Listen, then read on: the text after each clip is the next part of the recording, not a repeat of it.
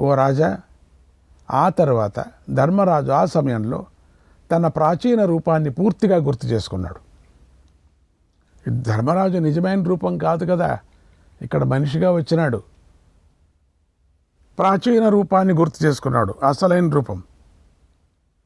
వ్యాస మహర్షి చెప్పిన యోగ ధర్మాన్ని కూడా జ్ఞాపం చేసుకున్నాడు. అనంతరం ధర్మరాజు విదురుడి శరీరానికి అక్కడే దహన సంస్కారం చేయాలనుకొని ముందుకు కదిలాడు. అంతలో ధర్మరాజు ఉన్న చోట గల ఆకాశం దద్దరిల్లింది. అశరీరవాణి ధర్మరాజుతో ఇలా అంది: ఓ ధర్మరాజా, విదురుడు అనే పేరుతో ఉన్న ఈ శరీరాన్ని దహించకూడదు. ఎందుకంటే ఇతడు సన్యసించాడు. ఇలాంటి వారిని దహించకుండా ఉండటమే మంచిది.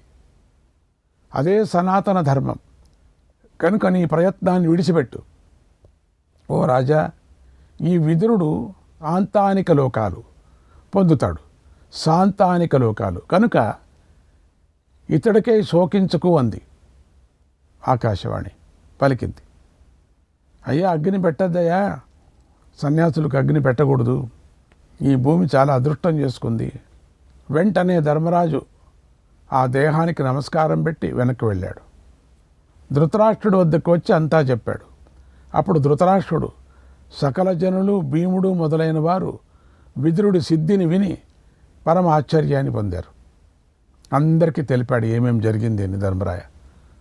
తర్వాత ధృతరాష్ట్రుడు ధర్మరాజుతో ఇలా అన్నాడు: ఓ ధర్మరాజా, నేను ఇచ్చే నీటిని, దుంపలను, పండ్లను స్వీకరించు. మానవుడు తాను ఏ పదార్థాలు స్వీకరిస్తే వాటినే అతిథికి కూడా ఇవ్వాలని శాస్త్రం చెప్పింది అన్నాడు. ఇది బాగా జ్ఞాపకం పెట్టుకోండి. అతిథి ఇంటికి వచ్చిన వాడికి మనం ఏం తింటున్నామో దాన్ని పెట్టాలా, అది దాచిపెట్టకూడదు. పండ్లు తింటుంటే పండ్లే పెట్టాలా, దుంపలు తింటుంటే దుంపలు పెట్టాలా. ఆ మాట విని ధర్మరాజు అలాగే అని అంగీకరించాడు. అప్పుడు ధృతరాష్ట్రుడు ఇచ్చినటువంటి ఫలాలను సోదరులతో కలిసి తిన్నాడు. ఆ తర్వాత ప్రజలందరూ కూడా ఫలాలను తిని చెట్ల కిందనే పడుకున్నారు. అందరూ పడుకొని ఆ రాత్రిని గడిపారు అన్నాడు వైశంపాయన మహర్షి. శ్రీకృష్ణాయ పరమాత్మనే నమః. 27వ అధ్యాయం. వైశంపాయన మహర్షి ఇలా చెప్తున్నాడు: ఓ మహారాజా, ఆ తరువాత ఆ ఆశ్రమంలో గడుపుతున్న ఆ పుణ్యాత్ములందరికీ ఆ రాత్రి చక్కగా గడిచింది. అక్కడ వారు ధర్మ సంబంధమైన చక్కని కథలను చెప్పుకున్నారు ఒకరికొకరు. పాండవులు ధృతరాష్ట్రుడు తీసుకున్న ఆహారాన్నే తీసుకొని తిన్నారు. ఆ రాత్రి వారి వద్దే గడిపారు. ఎవరైనా మంచి స్నేహితులు దొరికితే ఆధ్యాత్మికంగా మాట్లాడాలి. ఆ రాత్రి వృథాగా చేయకూడదు. ఏదేదో లేనిపోయినవన్నీ మాట్లాడకూడదు. చండాలమైనటువంటి మాటలు మాట్లాడితే ఇంకా అదే రూపంతో మీరు మళ్ళీ పుడతారు. అందుకని స్నేహితులు దొరికినప్పుడు ఆధ్యాత్మ పరంగా, పరమాత్ముని పరంగా కానీ, భాగవతం పరంగా కానీ, రామాయణం పరంగా కానీ, క్షేత్రపరంగా కానీ మాట్లాడుకోవాలా. వాడట్లా, వీడిట్లా, వీడిట్లా అన్నాడు, వాడు అట్లా అన్నారు, వీళ్ళు ఎట్లా అన్నారు అని ఇష్టం వచ్చినట్టు మాట్లాడుకోకూడదు. ఆ పాపం అంటుకుంటుంది. ఎవరో చేసిన పాపం నోటితో ఆడిన వాళ్ళకి వచ్చేస్తుంది అన్నంట. కథ కూడా విన్నారు మీరు. అందుకని ఇక్కడ సమయం దొరికింది కాబట్టి పాండవులందరూ కూడా ఒకరికొకరు ఆధ్యాత్మపరమైనటువంటి మాటలే మాట్లాడుకున్నారు. బ్రహ్మసూత్రాల గురించి మాట్లాడుకున్నారు. అక్కడ బ్రహ్మతత్వాన్ని గురించి మాట్లాడుకున్నారు. శ్రీకృష్ణుడు బోధించిన భగవద్గీత గురించి మాట్లాడుకున్నారు. సమయం దొరికినప్పుడంతా మాట్లాడుకునేవాళ్ళు. ఇవి రాజులైనప్పటికీ వీళ్ళు ఇంకా అట్లే వాళ్ళు ఉండబట్టే ఇంక మనమంతా ఎట్లా ఉండాలా?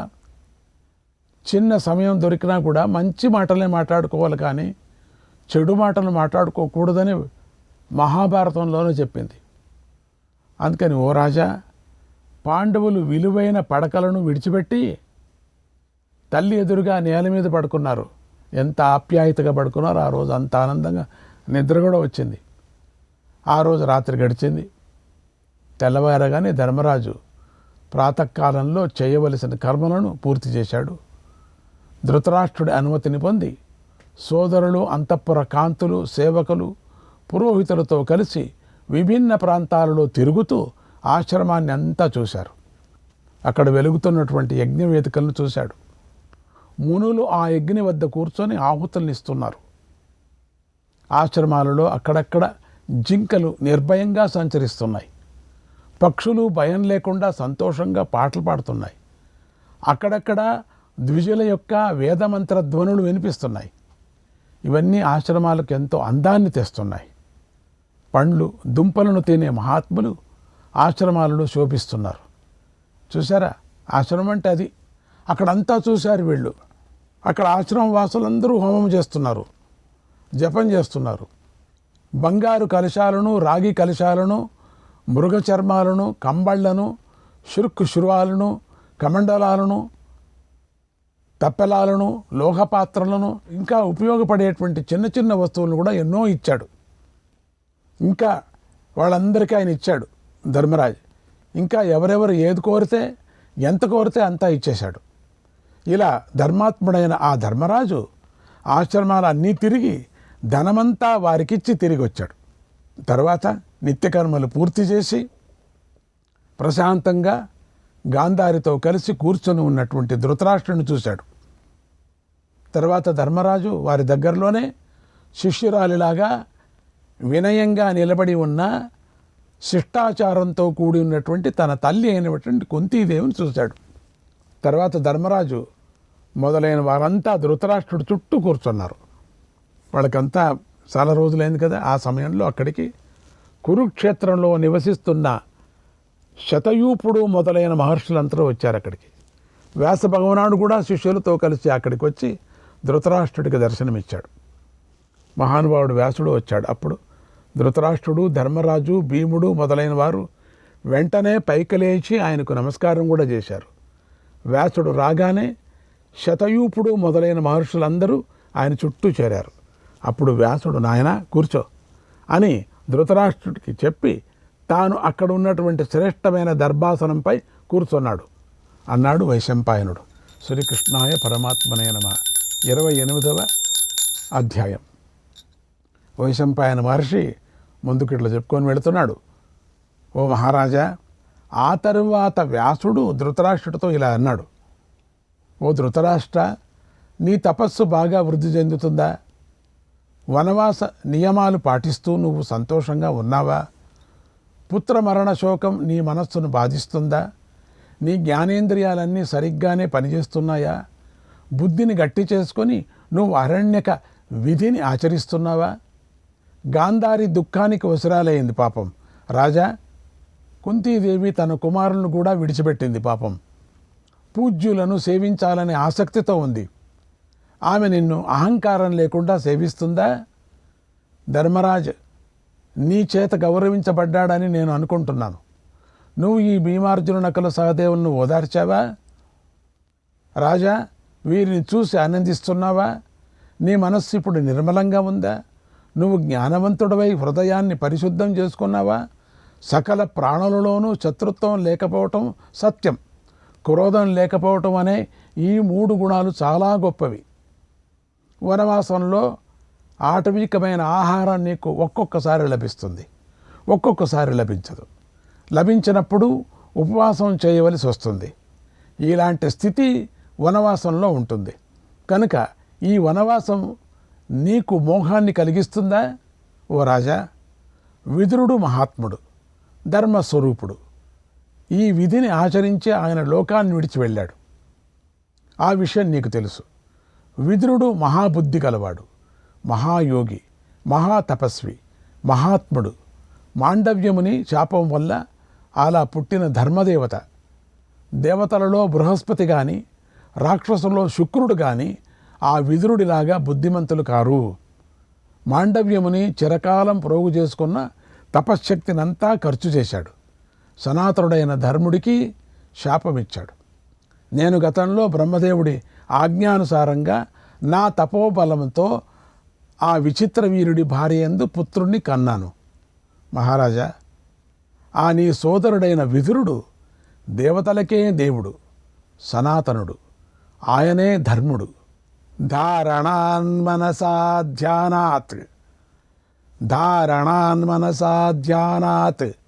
యం ధర్మం కవయో విదుః యం ధర్మం కవయో విదుః. ధారణ వల్ల, మనసా ధ్యానించటం వల్ల ఆయనను ధర్ముడని పండితులు అంటారు. సత్యేన సంవర్ధయతి, సత్యేన సంవర్ధయతి, యోదమేన శమేన చ, యోదమేన శమేన చ, అహింసయా చ దానేన, అహింసయా చ దానేన, తప్యమానః సనాతనః, తప్యమానః సనాతనః. ధర్ముణ్ణి సత్యం, దమం, శమం, అహింస, దానం అనే ఈ రూపాలతో సేవిస్తే ఆయన లోకాన్ని వృద్ధి చేస్తాడు. చూసారా, ఆ సనాతనుడనే విదురుడు. ఓ రాజా, యమధర్మరాజుకు యోగ బలంతో జన్మనిచ్చిన ధర్ముడే ఈ విదురుడు. అగ్ని, గాలి, నీరు, నేల, ఆకాశం అనేవి ఇహపర లోకాలలో ఉన్నట్టుగానే ధర్మం కూడా ఇహపర లోకాల్లో ఉంటుంది. ధర్మం అంతటా సంచరిస్తూ ఉంటుంది. ఈ చరాచర జగత్తునంతా వ్యాపించి ఉంటుంది. సిద్ధులు, దేవతలు ఆ ధర్మాన్ని దర్శిస్తూ ఉంటారు ఎప్పటికీ. ధర్ముడే విదురుడు, విదురుడే ధర్మరాజు. అందుకే విదురుడు ధర్మరాజుతో కలిసిపోయాడు. ఇద్దరు ఒకటే, కలిసిపోయారు. చూశావు కదా. ఓ రాజా, అతడే ఇప్పుడు ఇదిగో ఈ రూపంలో నీ ఎదుట దాసుడిలాగా నిలబడి ఉన్నాడు. ఆ నీ సోదరుడైన విదురుడు బుద్ధిమంతుల్లో శ్రేష్ఠుడు, మహాత్ముడు. ఈ ధర్మరాజును చూసి మహాయోగ బలంతో ఈతడిలోకి ప్రవేశించి లీనమైపోయాడు. ఓ కుమారా, త్వరలోనే నువ్వు కూడా శ్రేయస్సును పొందుతావు. నేను నీ సంశయాన్ని తీర్చటానికే ఇక్కడికి వచ్చాను. గతంలో లోకంలో ఏ మహర్షులు చెయ్యని పనిని నేను ఈ రోజున చేసి చూపిస్తాను. అది తపస్సు చేతనే పొంది అనుభవించి ఆశ్చర్యపోవలసిన ఫలం. కనుక ఓ రాజా, నా ద్వారా నీకిష్టమైంది ఏది పొందాలని అనుకుంటున్నావో చెప్పు. చూడాలనుకున్నది చూపిస్తాను. అలాగే తాకాలి అనుకున్నది తాకవచ్చు, వినాలి అనుకున్నది వినవచ్చు. ఏం కావాలో కోరుకో అన్నాడు వ్యాస మహర్షి అని చెప్పాడు వైశంపాయన మహర్షి. శ్రీకృష్ణాయ పరమాత్మనే నమః. 29వ అధ్యాయం. జనమేజయుడు వైశంపాయన మహర్షిని ఇలా అడిగాడు. ధర్మరాజు తన వారితో కలిసి వనంలో ఎంతకాలం ఉన్నాడు? ఆ మహాత్ముల అంతఃపుర కాంతులతో, సైన్యాలతో సహా ఏమి తింటూ జీవించారు? నాకు ఈ విషయమంతా చెప్పు అని అడిగాడు. వైశంపాయనుడు ఇలా చెప్తున్నాడు. ఓ జనమేజయ, ధృతరాష్ట్రుడి అనుమతితో పాండవులు వివిధాన్న పానాలను విశ్రాంతిని పొందారు. అంతఃపుర కాంతులు సైన్యాలతో కలిసి ఆ వనంలో 1 నెలపాటు గడిపారు. అక్కడికి ఒకనాడు వ్యాసుడొచ్చాడు. అందరూ ధృతరాష్ట్ర మహారాజు దగ్గర వ్యాసుడి వెంట కూర్చొని ఎన్నో విషయాలు మాట్లాడుకున్నారు. ఆ సమయంలో ఇతర మహర్షులు కూడా అక్కడికి వచ్చారు. ఓ రాజా, వారిలో నారదుడు, పర్వతుడు, దేవలుడు, విశ్వావసువు, తుంబురుడు, చిత్రసేనుడు ఉన్నారు. ధృతరాష్ట్రుడి ఆదేశంతో ధర్మరాజు వారందరినీ చక్కగా పూజించాడు. తర్వాత వారందరూ ధర్మరాజు పూజను గ్రహించి నెమలి ఈకలతో చేసిన పవిత్రమైన ఆసనాలపై కూర్చున్నారు. తర్వాత ధృతరాష్ట్రుడు తన ఆసనం మీద కూర్చున్నాడు. తర్వాత పాండవులు ఆయన చుట్టూ ఉన్నారు. ఆ తర్వాత గాంధారి, కుంతి, ద్రౌపది, సుభద్ర, ఇతర స్త్రీలు తమతోటి స్త్రీలతో కలిసి కూర్చున్నారు. తర్వాత వారు ధర్మబద్ధలైనటువంటి దివ్య కథలు చెప్పుకున్నారు. ప్రాచీన ఋషులకు, దేవతలకు, రాక్షసులకు సంబంధించిన కథలను చెప్పుకున్నారు. ఆ తర్వాత ఆ కథలు పూర్తి కాగానే భగవంతుడైన వ్యాస మహర్షి ధృతరాష్ట్రుడితో తాను వెనక చెప్పిన మాటనే మళ్ళీ ఇలా అడిగాడు. ఓ రాజా, చెప్పు, నీ కోరికను దేనిని తీర్చమంటావో చెప్పు. నేను వరమివ్వటానికి సిద్ధంగా ఉన్నాను. ఇప్పుడు నా తప ఫలితాన్ని చూడు అన్నాడు. ఆ మాట విని ధృతరాష్ట్రుడు 1 ముహూర్త కాలం ఆలోచించాడు.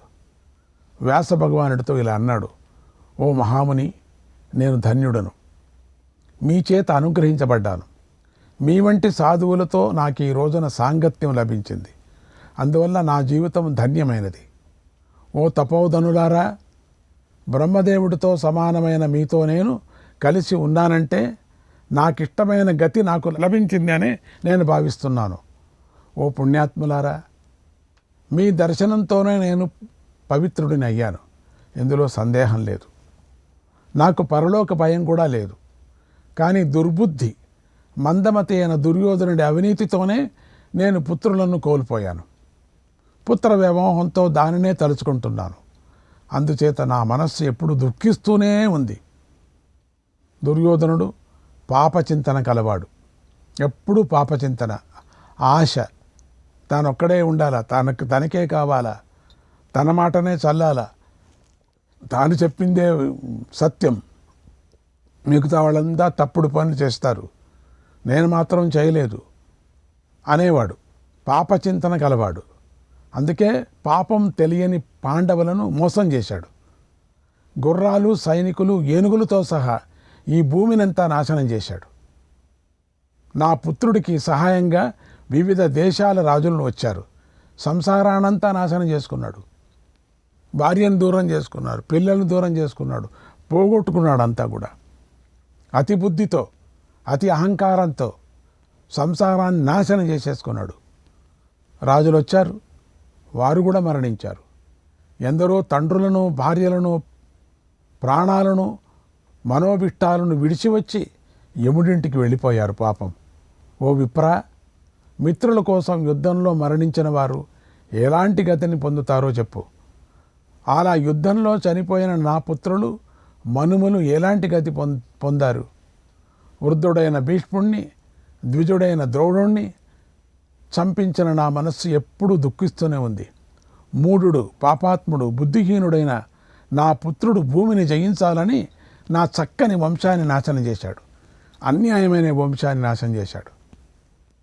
ఈ ఘోరాన్ని తలుచుకుంటూ రాత్రి పగలు నేను క్షోభను అనుభవిస్తూ శాంతిని పొందలేకపోతున్నాను.